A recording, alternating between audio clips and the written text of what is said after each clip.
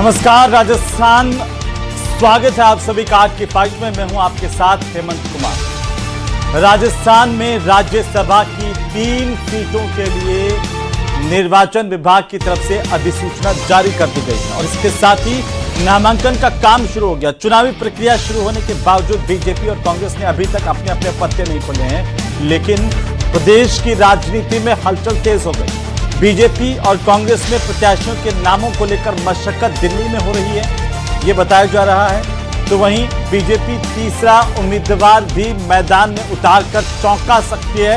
इस तरह की खबरें सियासत के गलियारों में चर्चा का विषय बनी हुई है। उधर कांग्रेस भी अपने प्रत्याशी से चौंका सकती है, लेकिन सबसे बड़ा सवाल कि क्या आखिर राज्यसभा चुनाव राजस्थान की राजनीति के नए समीकरण सेट करेगा? आने वाले दिनों में क्या दोनों दलों के भीतर से कुछ नए नेतृत्व के उभरने की बातें भी की जा रही है, वो भी साबित होगी।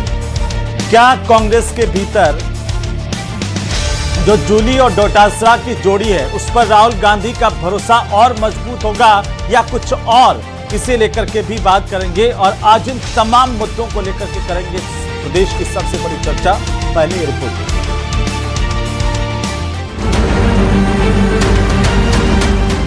राजस्थान की सियासत राज्यसभा चुनावों की दस्तक के साथ ही रोचक हो गई।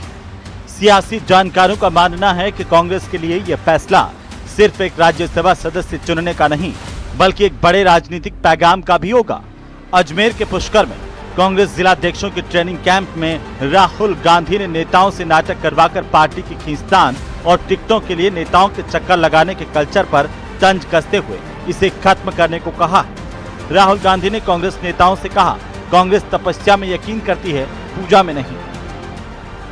राजस्थान में राज्यसभा की 3 सीटों के लिए 18 जून को चुनाव होने हैं, जिसके लिए आधिकारिक नामांकन की प्रक्रिया 2 जून से नियमों के तहत शुरू हो चुकी है। भारतीय जनता पार्टी के उम्मीदवारों के नामों की घोषणा अगले 1 से 2 दिनों के भीतर किए जाने की पूरी संभावना है। कांग्रेस के खाते में आने वाली इस एकमात्र सुरक्षित सीट के लिए पार्टी के भीतर 3 बड़े नेताओं के नाम सबसे आगे चल रहे हैं। इस बार किसी स्थानीय चेहरे को मौका देने का दबाव है। जैसे केरल और कर्नाटक में कांग्रेस ने नए नेतृत्व पर भरोसा जताया, ऐसे में कयास ये लगाए जा रहे हैं कि राजस्थान में कांग्रेस राज्यसभा में चौंकाने वाला नाम दे सकती है। देखना होगा राहुल गांधी राजस्थान में क्या फैसला लेते हैं। डोटासरा पर दांव चलते हैं या किसी और को मौका मिल सकता है। सियासी जानकारों का मानना है कि कांग्रेस के लिए ये फैसला सिर्फ एक राज्यसभा सदस्य चुनने का नहीं, बल्कि एक बड़े राजनीतिक पैगाम का भी होगा।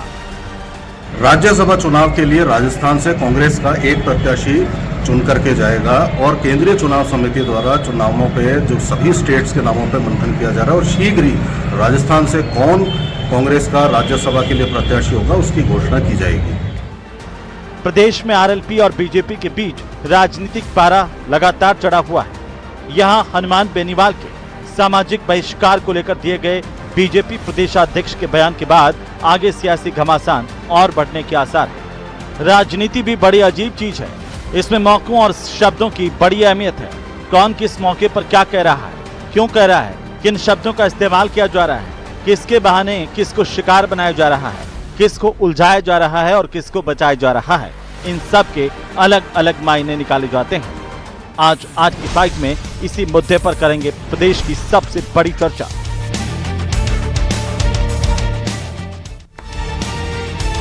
तो आखिरकार आज राजस्थान की राजनीति की जो चर्चाएं चल रही है, क्या राज्यसभा चुनाव से नए समीकरण राजस्थान में देखने को मिलेंगे? बीजेपी और कांग्रेस में क्या बदलने वाला है? क्या जिस तरीके से राहुल गांधी का दौरा हुआ है वो कांग्रेस के अंदर एक नई ऊर्जा का संचार करते हुए कुछ नया फॉर्मूला दे रहा है? संदेश क्या है, उस पर भी बात होगी। तो साथ ही साथ बीजेपी के अंदर क्या चल रहा है, इस पर भी हम बात करेंगे। लेकिन पहले एक नजर डालते हैं आज के महत्वपूर्ण सवालों पर। और पहला सवाल इसी बात को लेकर के कि क्या एकजुटता परखेगा राज्यसभा चुनाव, क्योंकि जहां एक तरफ ये कयास है, चर्चाएं हैं कि बीजेपी 3 सीटों पर उम्मीदवार उतार सकती है। इसके मायने क्या हैं? अगर 3 सीटों पर उम्मीदवार उतारेगी तो क्या तोड़फोड़ की आशंकाएं और एकजुटता, ये दोनों जो है वो कतार पर होंगे।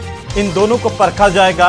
सवाल नंबर 2 कि राजस्थान में क्या इस राज्यसभा चुनाव के बाद में नए समीकरण दिखाई देंगे। एक तरफ बीजेपी आरएलपी का झगड़ा और दूसरी तरफ जो है वो कांग्रेस में गुटबाजी की बातें जिस तरीके से हो रही थी, इन सब में क्या अंतर आने वाला है, इस पर भी हम बात करेंगे। साथ ही सवाल नंबर 3 कि जूली डोटासरा की जोड़ी पर राहुल गांधी को आखिरकार कितना भरोसा और क्या ये जोड़ी आगे तक जाएगी या फिर इसमें कुछ बदलाव होंगे, क्योंकि प्रदेशाध्यक्ष को लेकर के भी कई तरह की चर्चाएं कांग्रेस के अंदर खाने चल रही हैं। चलिए आज की चर्चा की शुरुआत करें, उससे पहले मैं हमारे खास मेहमानों से आपका परिचय करवा दूं, क्योंकि आज की डिबेट बहुत महत्वपूर्ण है राजस्थान के लिहाज से। हमारे साथ में भारतीय जनता पार्टी के प्रदेश प्रवक्ता हैं मदन प्रजापत और साथ ही कांग्रेस पार्टी के प्रदेश के प्रवक्ता स्वर्णिम चतुर्वेदी हमारे साथ हैं।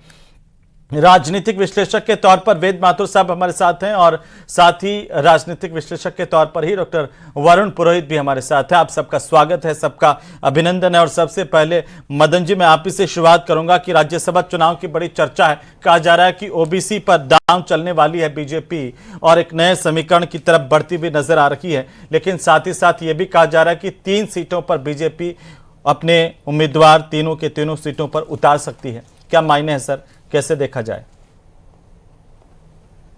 देखिए हेमंत जी, भारतीय जनता पार्टी कार्यकर्ताओं की पार्टी है, केडर बेस्ड पार्टी है। यहाँ पे संसदीय बोर्ड और चुनाव समिति तय करती है कि कौन उम्मीदवार होगा या कौन नहीं होगा। हम कार्यकर्ता ही होगा।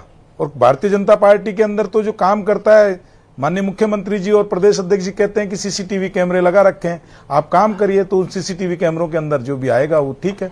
संसदीय बोर्ड तय करेगा, चुनाव समिति तय करेगी कि हमको कितनी सीटों पे लड़ना है और कौन हमारा उम्मीदवार होगा। लेकिन मैं जानता हूं व्यक्ति कोई भी हो, उम्मीदवार कमल का फूल होगा, यही है। रही बात दूसरी, अगर आप बात कहें तो भारतीय जनता पार्टी का इतिहास तो पता है, कांग्रेस जाने कांग्रेस का हिसाब किताब क्या है। या व्यक्तिवाद की चलने वाली पार्टियां किसको उम्मीदवार बनाएगी, क्या करेगी, पहले अपने झगड़े सलटा ले, उसके बाद में राज्यसभा की उम्मीदवारों तय कर लेंगे कि कब कौन होगा कौन नहीं होगा। क्योंकि गोविंद सिंह डोटासरा जी का अलग है, टीकाराम जूली जी का अलग है, सचिन पायलट का अलग है। तो इनके 4 कोणों से 4 बयानवीर नेता भाषण देते हैं, तो वो तो समय बताएगा आने वाले टाइम पे। लेकिन राजस्थान के एक अच्छा जनप्रतिनिधि और अच्छा व्यक्ति, एक सामान्य कार्यकर्ता जरूर मिलेगा। स्वर्णिम चतुर्वेदी जी, राज्यसभा के चुनाव से पहले पुष्कर का प्रशिक्षण और राहुल गांधी, क्या संदेश? और दूसरा, मदन जी कह रहे हैं कि हमारे यहाँ पर काम करने वालों को मौका मिलता है, कांग्रेस का पता नहीं। लेकिन राहुल गांधी ने कहा कि कांग्रेस तपस्या में यकीन करती है, पूजा में नहीं। क्या ये जो छवि है, जो कहने की बात है, वो राज्यसभा चुनाव के उम्मीदवार में भी दिखेगी और आगे भी? देखिए हेमंत जी, राहुल जी ने क्या कहा जो आप कोट कर रहे हैं वो तो किसी को पता नहीं है, सब कयास ही हैं। लेकिन एक बात मैं बताना चाहता हूं, भारतीय जनता पार्टी भले सीसीटीवी कैमरों में देख करके टिकट देती हो, लेकिन घमासान भरपूर मचा हुआ है। 1 सीट पर कांग्रेस पार्टी को चुनाव जीतना है, जीत के आएगी। पहले भी अगर पिछली बार की तरह भी अपने प्रत्याशी को हरा करके भेजना है, हार का मुंह देखना है, तो ये 3 पे लड़ाए, 4 पे लड़ाए, 2 पे लड़ाए, ये इनकी इच्छा है, इनकी मंशा है, उस पर हमारा कोई बस नहीं है। लेकिन एक चीज तय है, कांग्रेस पार्टी एकजुटता के साथ कार्य कर रही है, एकजुटता के साथ जो है हमारा कहना चाहिए भारतीय जनता पार्टी ने जो दुख तकलीफें हैं इनकी गलत नीतियों के कारण आम जनता उठा रही है, उसको लेकर के आम जनता की साथ हम खड़े हैं और लगातार लड़ाई संसद से लेकर के विधानसभा से लेकर के सड़क तक हम लड़ रहे हैं। तो ये काम हमें करना है। जो भी हमारा प्रत्याशी है विजयी होकर के जाएगा, विजय होकर के जाएगा। जो केंद्र सरकार की गलत आर्थिक और जो विदेश नीति है जिसके कारण हम सब आज परेशान हैं, उसके खिलाफ आवाज उठाएगा आम जनता की ओर से, ये तय बात है।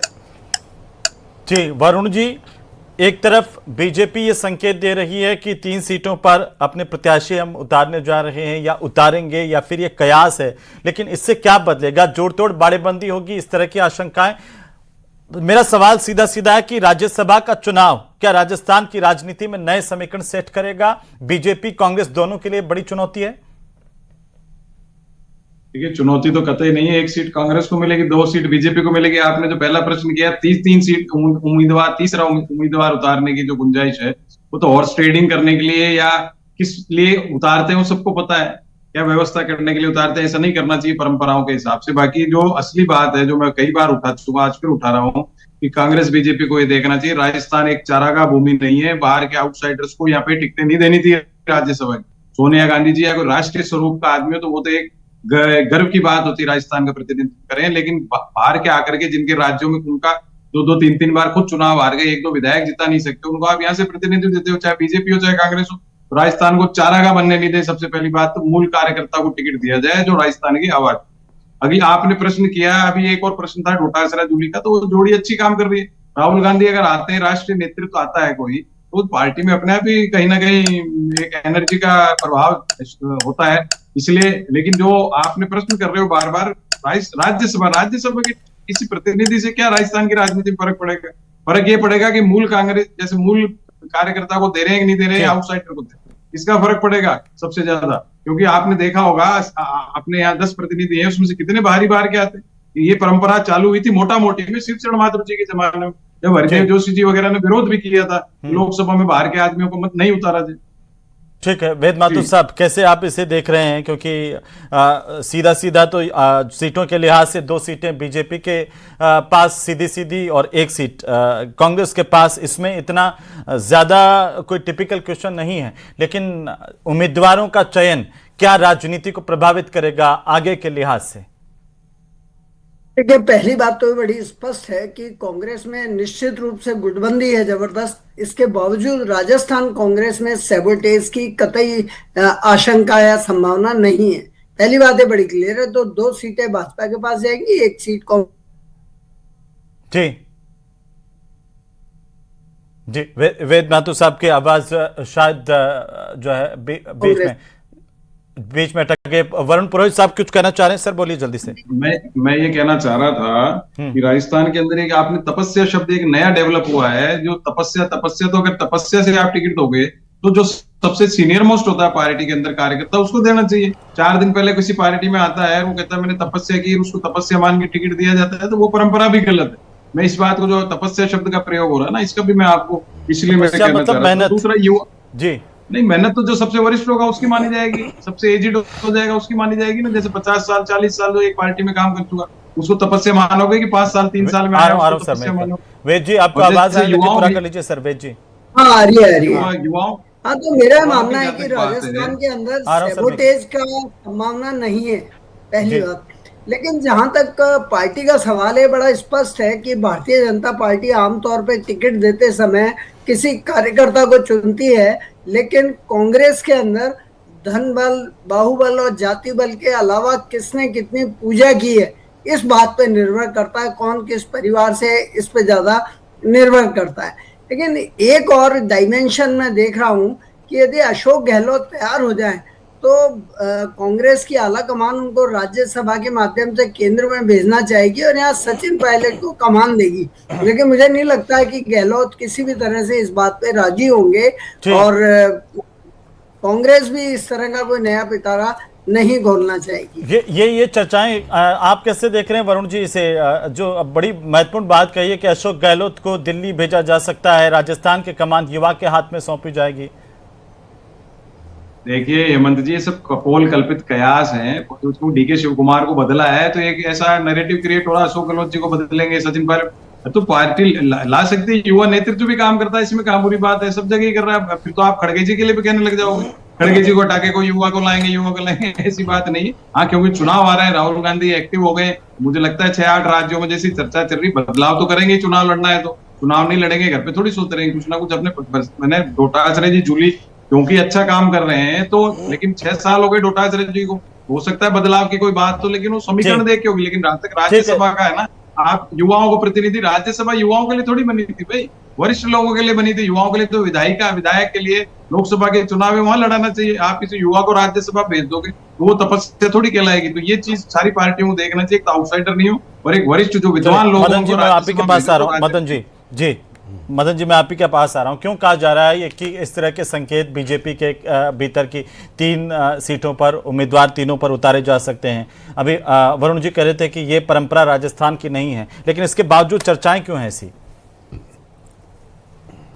देखिए, ये मैंने पहले भी कहा है आपके सवाल का जवाब कि संसदीय बोर्ड और चुनाव समिति तय करेगी कि क्या प्रारूप होएगा, कौन चुनाव लड़ेगा और कितनी सीटों पर लड़ेगा। ये बीजेपी में, भारतीय जनता पार्टी में कोई व्यक्ति तय नहीं करता है, पहली चीज। दूसरी चीज, आज अभी एक नई शब्द मैंने सुना है, तपस्या और पूजा, और ये कांग्रेस के कार्यकर्ताओं ने भी सुना है।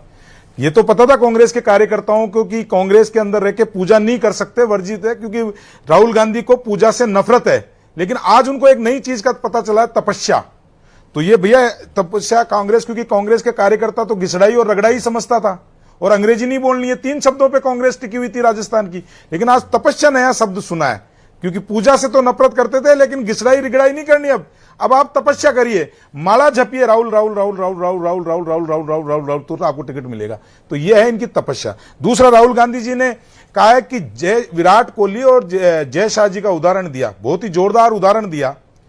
मैं तो कहता हूं कि राहुल गांधी जी आप कहां से आए? जय शाह जी के तो पूरे परिवार में कोई भी क्रिकेट के अंदर नहीं था, लेकिन आप कहां से आए परिवारवाद से? आपने एक चुनाव भी स्थिति, क्या स्थिति थी?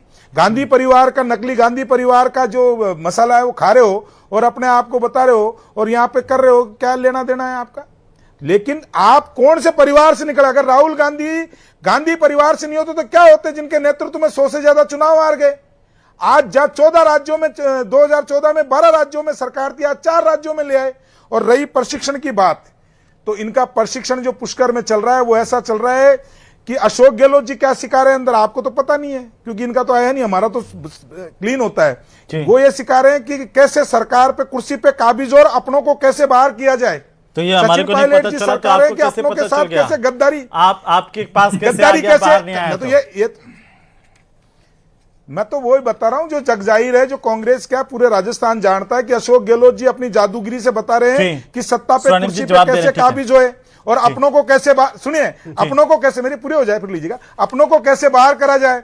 सचिन पायलट जी सिखा रहे हैं कि अपनों के साथ कैसे गद्दारी की जाए, वो तो यही बोलते हैं इनके। टीकाराम जूली जी के यहाँ हाजिरी कौन लगाएगा और गोविंद सिंह डोटासरा जी के यहाँ कौन जाएगा? एक जय और वीरू का और उत्तर ले जाइएगा, मैं स्वर्णिम जी को टोकूंगा।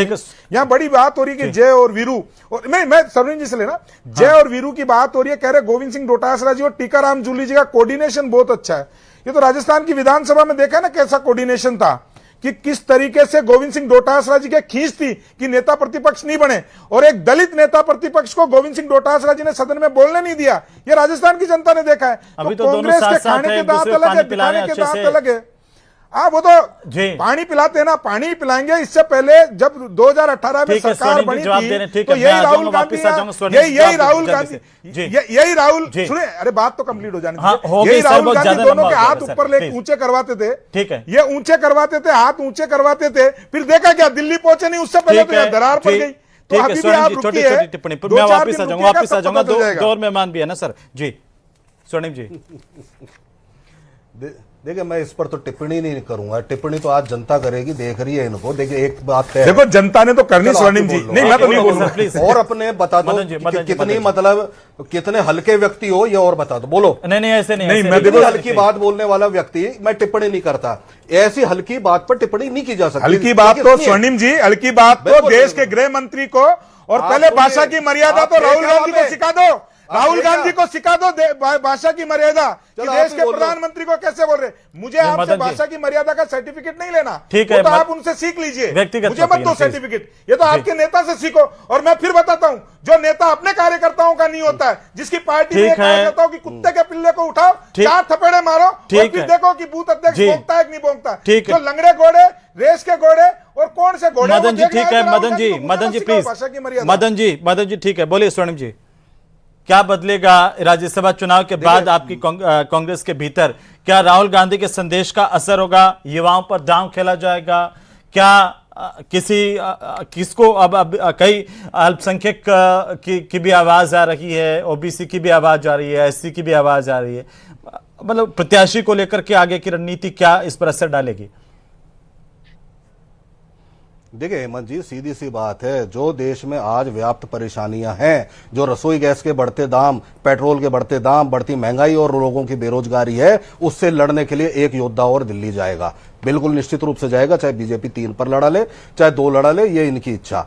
एक चीज और तय है, सारे के सारे नेता मिलकर के आज भारतीय जनता पार्टी का जो राजस्थान में कुशासन है उसको उखाड़ फेंकने के लिए आम जनता के जो परेशानियां हैं उसमें कंधे से कंधा आम जनता के साथ मिलाकर के लड़ रहे हैं। भारतीय जनता पार्टी को जितनी टिप्पणी करनी हो कर ले, हम इनकी टिप्पणियों पर इसलिए जवाब नहीं देते कि जब जिस प्रशिक्षण शिविर में हम थे, भाजपा नहीं थी, अगर भाजपा होती तो आज गांधीवादी नहीं। लेकिन ये कहा जाता है ना सर कि कांग्रेस पार्टी में गहलोत पायलट की गुटबाजी जो है उसको लेकर के बार बार निशाना साधते हैं, बीजेपी बार बार आरोप लगाती है। अरे क्या राहुल गांधी अरे के इस सर, दौरे गुटबाजी से पर अगर- राजस्थान के इस राज्यसभा के चुनाव से ये परिस्थितियां बदल जाएगी कांग्रेस में? अभी जैसे वेद साहब कह रहे थे कि अशोक गहलोत को दिल्ली बुलाया जा सकता है, राज्यसभा सदस्य के तौर पर भेजा जा सकता है।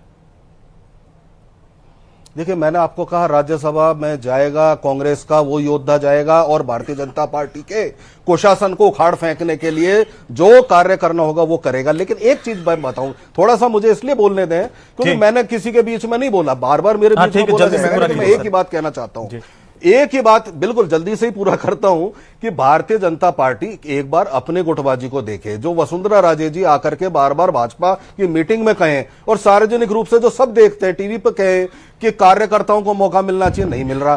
कार्यकर्ताओं की सुनवाई होनी चाहिए, वो बंद हो जाती है। आम जनता जो त्रस्त है, आप बताइए, उसको लेकर के जब जनता लड़ाई लड़ती है और गोलियां चला दी जाती है, भाजपा के नेता चुप रहते हैं। तो ये सारी लड़ाइयां हम लड़ रहे हैं, ये हम ही लड़ रहे हैं राजस्थान में कुशासन से, चाहे पानी हो, चाहे बिजली हो, चाहे सड़क हो, चाहे टूटते स्कूल हो, चाहे छत से गिरने के कारण मर गए बच्चे हो, उन सब की लड़ाई हमें लड़नी है। और जो केंद्र सरकार ने जो महंगाई थोपी है, जो केंद्र सरकार ने बेरोजगारी और जो जनता के किसानों के ऊपर जो कुठाराघात किया है ट्रेड डील से, उस सब की लड़ाई हमें लड़नी है और उसको लड़ने के लिए एकजुटता के साथ पूरी कांग्रेस खड़ी है। बिल्कुल, हमारी केंद्रीय चुनाव समिति जो भी निर्णय करेगी, हम सब साथ मिलकर के इस भाजपा के कुशासन किस का आधार पर निर्णय करेगी सर? देश में हो उसका सफाया करने के लिए आधार तो होगा कि किस आधार पर प्रत्याशी का चयन होगा। राजनीतिक समीकरण के तौर पर, जातिगत समीकरण, क्षेत्रीय समीकरण, बहुत सारी चीजें राजनीति में मायने रखती है और संदेश उन्हीं से जाता है सर। सर, संदेश तो लड़ाई से जाता है, जो लड़ाई हमारा योद्धा लड़ेगा जाकर के। सीधी सी बात है, राज्यसभा में कांग्रेस का प्रत्याशी जा रहा है, भाजपा कोई योद्धा इसलिए कि मैं तय नहीं करने वाला हूं कि हमारी केंद्रीय जो चुनाव समिति है सीसी तय करेगी। मंथन चल रहा है, 2 दिन में आ जाएगा। दोनों के केंद्रीय नेतृत्व ही तय करेंगे जी, दोनों के ही केंद्रीय नेतृत्व तय करेंगे। प्रक्रिया होती है और उस प्रक्रिया के तहत बिल्कुल जाएगा। लेकिन एक चीज मैं कहना चाहता हूं, भारतीय जनता पार्टी से देखो, मैं एक चीज मेरे को कहनी है। अरे आपने तो 10 मिनट बोल लिया, मैं तो आपकी टिप्पणी तक नहीं की ना, आपसे प्रश्न पूछा, क्योंकि मैंने जनता पर छोड़ दिया कि इस तरह की बात करने वाले व्यक्ति, जो भारतीय जनता पार्टी लगातार हमारे खिलाफ टिप्पणी करती है, आरोप लगाती है, लेकिन खुद के गिरेबान में झांक करके नहीं देख सकते। देखिए, 2 चीज बोलूं, पहले तो मैं अरे पहले ये बताओ, क्या आप प्रशिक्षण शिविर में थे? क्या आप गए थे हमारे प्रशिक्षण शिविर में? बीच में आपका कौन प्रतिनिधि गया था? बीच में मैं नहीं बोला, कौन गया था बताओ? आपने बीच में कैसे नहीं, मेरे को बोलने नहीं दिया आपने। आपने इतनी हल्की टिप्पणियां की जो उचित नहीं है। मेरे को रोका आपने और मैं रुका।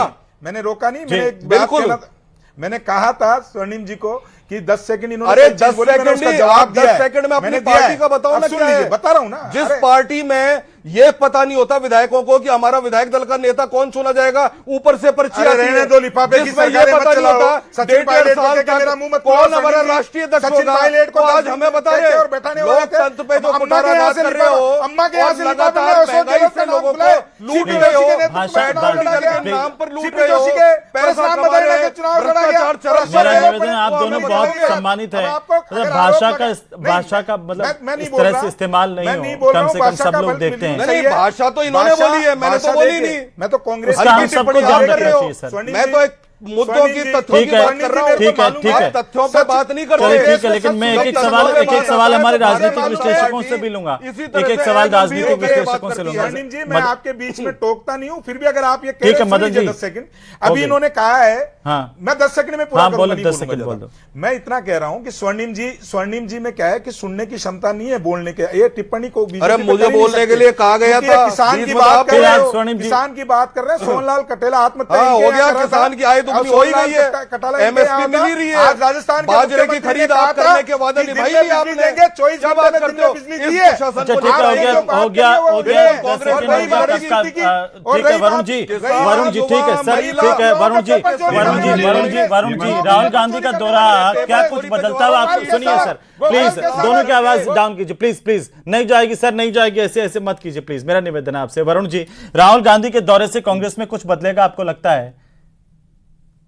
देखिए, सबसे पहले तो राज्यसभा चुनाव की बात कर रहा हूं। मैं कह रहा हूं भारतीय जनता पार्टी ने अप्रैल में एक खराब महिलाओं के आरक्षण की बात करी थी। मैं कह रहा हूं तीनों सीटें, दोनों ही पार्टियां अगर तीनों सीटें अगर राजस्थान की मूल जो कार्यकर्ता है महिलाओं को देंगी तो बहुत अच्छा एक संदेश जाएगा। दूसरा, आपने राहुल गांधी जी की बात की। राहुल गांधी, मैंने कहा ना, केंद्रीय नेतृत्व कोई आता है किसी पार्टी का तो एक कार्यकर्ताओं में उत्साहवर्धन तो होता ही होता है। तो प्रशिक्षण शिविर के नाम नहीं, से जैसे मेरा सवाल इसलिए कि अभी प्रदेशाध्यक्ष का कार्यकाल पूरा हो गया, प्रदेशाध्यक्ष को लेकर के चर्चाएं लगातार चल रही हैं, या फिर इस बात पर सबकी नजरें हैं कि कांग्रेस पार्टी किसको अपना प्रत्याशी बनाती है, ये भी क्या आने वाले चुनाव में इंपैक्ट डालेगा, कोई मैसेज होगा यहीं से? क्योंकि मैं बार बार अब उदाहरण दे रहा हूं, केरल और कर्नाटक में जिस तरीके से कांग्रेस ने फॉर्मूला अपनाया, सीधा उसी पर आ जाते हैं कि क्या उस फॉर्मूले पर कांग्रेस राजस्थान में चलती हुई दिखाई देगी?